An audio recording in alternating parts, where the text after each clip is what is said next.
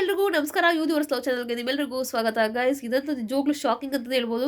ಅಂದರೆ ಇಡೀ ಸೀಸನ್ ಸೇರಿ ಈಗ ಆಲ್ರೆಡಿ ಶೂಟಿಂಗ್ ಸ್ಟಾರ್ಟ್ ಆಗಿದೆ. ಸುದೀಪ್ ಸರ್ ಕೂಡ ಬಂದಿದ್ದಾರೆ. ಇವತ್ತು ಶುಕ್ರವಾರನೇ ಸ್ಟಾರ್ಟ್ ಮಾಡಿಬಿಟ್ಟಿದ್ದಾರೆ. ಹೆಂಗೆ ಅಂತ ಗೊತ್ತಿಲ್ಲ, ಅಥವಾ ಸುದೀಪ್ ಸರ್ಗೆ ಏನಾರ ಬೇರೆ ಸಿನಿಮಾ ಅಥವಾ ಏನಾರ ಇರಬೇಕು.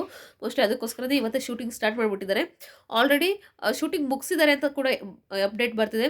ಏನಂದರೆ ಇಡೀ ಸೀಸನ್ ಸೇರಿ ಈಗ ಒಬ್ರಿಗೆ ಸುದೀಪ್ ಸರ್ ಕಿಚನ್ ಚಪ್ಪಾಳೆ ಕೊಟ್ಟಿದ್ದಾರೆ. ಅಂದರೆ ನೀವು ಸೀಸನ್ 10 ನೋಡಿರ್ಬೋದು, ಸಂಗೀತ ಶೃಂಗೇರಿ, ಅದೇ ರೀತಿ ವಿನಯ್ ಅವ್ರಿಗೆ ಸೇರಿ. ಅಂದರೆ ನೀವು ಇಬ್ಬರು ಇಲ್ಲ ಅಂದರೆ ಇದೊಂಥರ ಏನೂ ಅಲ್ಲ, ಬಿಗ್ ಬಾಸ್ ಅನ್ನೋ ರೀತಿ ಅವ್ರಿಗೆ ಕಿಚನ್ ಚಪ್ಪಾಳೆ ಕೊಟ್ಟಿದ್ರು.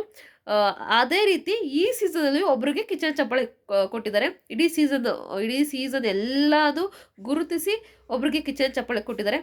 ನಮ್ಮ ಪ್ರಕಾರ ಕೊಡೋದಾಗಿದ್ರೆ ಗಿಲ್ಲಿ ಕೊಡ್ಬೋದಿತ್ತು.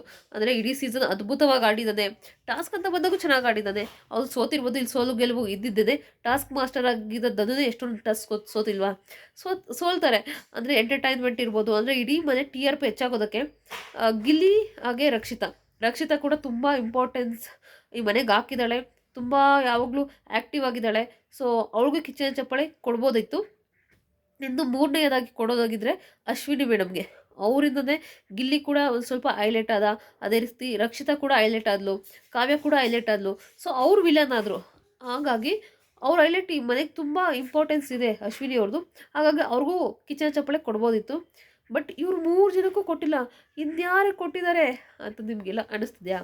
100% ಧ್ರುವಂತ ಕೊಟ್ಟಿದ್ದಾರೆ ಗೈಸ್. ಇಡೀ ಸೀಸನ್ ಎಲ್ಲ ಸೇರಿ ಕಿಚನ್ ಚಪ್ಪಾಳೆ ಧ್ರುವಂತ ಕೊಟ್ಟಿದ್ದಾರೆ.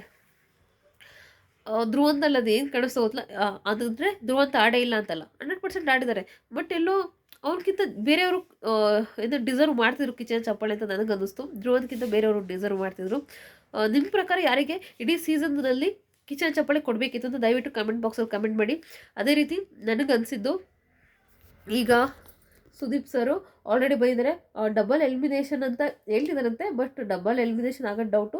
ಒಬ್ಬರನ್ನೇ ಕಳಿಸೋದು ಅಂತ ಅನಿಸುತ್ತೆ. ಒಬ್ಬರದ್ದು ಈ ಸಲ ಎಲಿಮಿನೇಷನ್ ಮಾಡ್ತಾರೆ, ಇನ್ನೊಬ್ಬರನ್ನ ಮಿಡ್ ವೀಕಲ್ಲಿ ಎಲಿಮಿನೇಷನ್ ಮಾಡ್ತಾರೆ.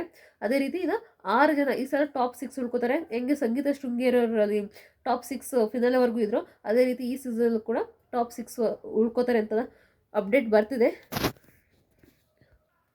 ಕಿಚ್ಚನ ಚಪ್ಪಾಳೆ ಯಾರಿಗಾದರೂ ಸಿಗಲಿ, ಅದು ಬೇಜಾರಿಲ್ಲ. ಬಟ್ ಕಪ್ ಮಾತ್ರ ದಯವಿಟ್ಟು ಗಿಲ್ಲಿಗೆ ಕೊಡಿ ಅಂತ ಹೇಳ್ತೀನಿ.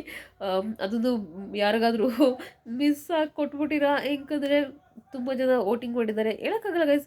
ಇದೊಂಥರ ಹಿಂದಿ ಬಿಗ್ ಬಾಸ್ ಗೊತ್ತಾ, ಜನಗಳು ಬೇರೆಯೇ ಪ್ರೀತಿಸ್ತಿರ್ತಾರೆ. ಬಟ್ ಇಲ್ಲಿ ಹಿಂದಿ ಬಿಗ್ ಬಾಸ್ ಅವ್ರು ಹೆಂಗೆ ಗೊತ್ತಾ, ಅವ್ರು ಆಲ್ರೆಡಿ ಸ್ಟಾರ್ಟಿಂಗಲ್ಲಿ ಬತ್ತಿದಂಗೆ ಕಂಟೆಸ್ಟೆಂಟ್ ಫಿಕ್ಸ್ ಆಗಿಬಿಟ್ಟಿರುತ್ತೆ, ಇವರೇ ವಿನ್ನರ್ ಅಂತ ಅಗ್ರಿಮೆಂಟ್ ಆಗಿಬಿಟ್ಟಿರುತ್ತೆ. ಅಂದರೆ ಅವ್ರ ಚಾನಲ್ ಕೆಲಸ ಮಾಡ್ತಾರಲ್ಲ, ಅವ್ರಿಗೆ ಅಗ್ರಿಮೆಂಟ್ ಆಗಿಬಿಟ್ಟಿರುತ್ತೆ. ಸೊ ನೀವು ಎಷ್ಟೇ TRP ಕೊಡಿ, ನಿಮ್ಮಿಂದ ಎಷ್ಟೇ ಇದಾಗ್ಬಿಡ್ಲಿ, ಏನೇ ಆಗಲಿ, ಬಟ್ ಇಡೀ ಸೀಸನ್ ಯಪ್ಪ ಏನು ಮಾಡೇ ಇರಲ್ಲ, ಅವ್ರನ್ನ ಗೆಲ್ಸ್ಬಿಡ್ತಾರೆ. ನೀವು ಈ ಸೀಸನ್ ಗೌರವ್ ಖನ್ನಾ ಅಂತ ನೋಡಿರ್ಬೋದು. ಅಂದರೆ ಮೊದಲೇ ಅವ್ರಿಗೆಲ್ಲ ಅಗ್ರಿಮೆಂಟ್ ಆಗಿರುತ್ತೆ, ನೀನೇ ವಿನ್ನರ್ ಅಂತ. ಸೊ ಆ ಥರ ಹಿಂದಿ ಬಿಗ್ ಬಾಸ್ ಥರ ಆಗದಿದ್ರೆ ಸಾಕು ನಮ್ಮ ಕನ್ನಡ ಬಿಗ್ ಬಾಸು. ನೋಡೋಣ ಯಾರು ಗೆಲ್ತಾರೆ, ಏನು ಕತೆ ನೋಡೋಣ.